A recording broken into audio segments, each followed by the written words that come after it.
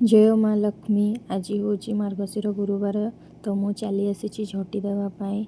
Hello friends, मु Chumki welcome करुँची my new mini blog. चलतु मु देखी आज केमिति पूजा करुँची।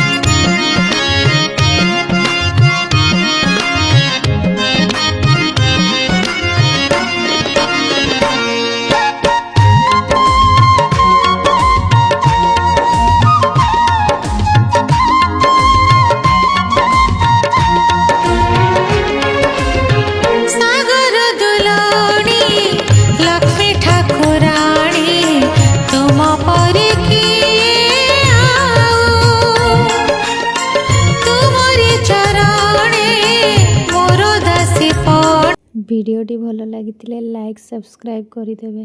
रोची जय जगन्नाथ।